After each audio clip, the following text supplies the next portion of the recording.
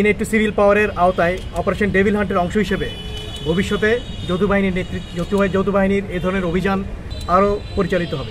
বর্তমান অন্তর্বর্তী সরকারের নির্দেশনায় অপারেশন ডেভিল হান্টের আওতায় বাংলাদেশ নৌবাহিনীর দায়িত্বপ্রাপ্ত এলাকায় আইন শৃঙ্খলা রক্ষা ও সন্ত্রাস বিরোধী অভিযান পরিচালনা করে তারই ধারাবাহিকতায় সোমবার দিবাগত রাতিয়ে গোয়েন্দা তথ্যের মাধ্যমে জানা যায় হাতিয়া থানাধীন 6 নম্বর সর্কিং ইউনিয়নত 2 নম্বর ওয়ার্ডের কলেজ রোডের হাজি আবুল বশর মার্কেটের বিপরীতে কাউসার মিয়ার ব্রিকফিল্ড এলাকাত বেশ কয়েকজন সন্ত্রাসী অবস্থান করেন। পরবর্তীতে নৌবাহিনীর নেতৃত্বে যৌথ বাহিনীর উগ্রদল তৎক্ষণাৎ ঘটনাস্থলত পৌঁছায় এবং যৌথ বাহিনীর উপস্থিতি টের পেয়ে এর অবস্থানকারী সন্ত্রাসী বেশ কয়েক ককটেল বিস্ফোরণ ঘটায়। পরবর্তীতে ঘটনাস্থলত মোহাম্মদ নবিরুদ্দিন, মোহাম্মদ ইমাম হোসেন, মোহাম্মদ ফখরুল ইসলাম টিপুরে আটক করা হয়। বাংলাদেশ নৌবাহিনী, কোস্টগার্ড এবং পুলিশের সমন্বয়ে যৌথ অভিযান পরিচালিত হচ্ছে।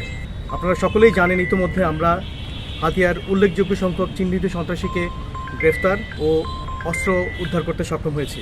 গতরাত আনুমানিক 11টায় প্রাপ্ত গোপন সংবাদের ভিত্তিতে যৌথ বাহিনীর একটি চৌকস দল আনুমানিক রাত 2 ঘটিকায় নৌবাহিনী কন্টিনজেন্ট কমান্ডারের নেতৃত্বে হাতিয়া থানাধীন 6 নং চরকিং ইউপির 2 নং ওয়ার্ডস্থ কলেজ রোডের হাজি আব্দুল বাশার মার্কেটের বিপরীতে কাউসার মিয়া ব্রিকফিল্ডের সামনে পৌঁছালে সন্ত্রাসীরা ব্রিকফিল্ড সংলগ্ন মাঠ হতে ককটেল নিক্ষেপ করা শুরু করে। আত্মরক্ষার্থে তৎক্ষণাৎ যৌথ বাহিনী প্রতিরোধ গড়ে তোলে এবং সর্বমোট 24 রাউন্ড ফাঁকা গুলি ছড়ে সন্ত্রাসীদেরকে ছত্রভঙ্গ করতে সক্ষম হয়।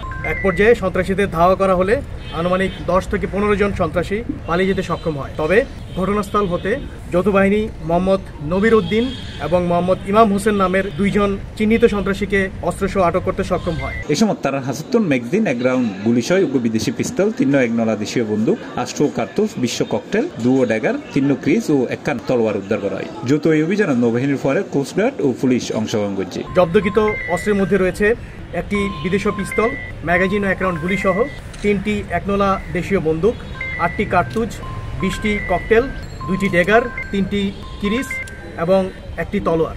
যৌথ অভিযানে নৌবাহিনীর সাথে কোস্টগার্ড ও পুলিশ সক্রিয়ভাবে অংশগ্রহণ করে।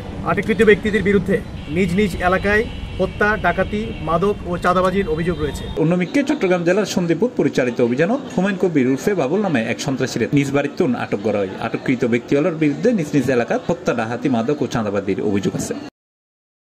C plus TV, Chittagong.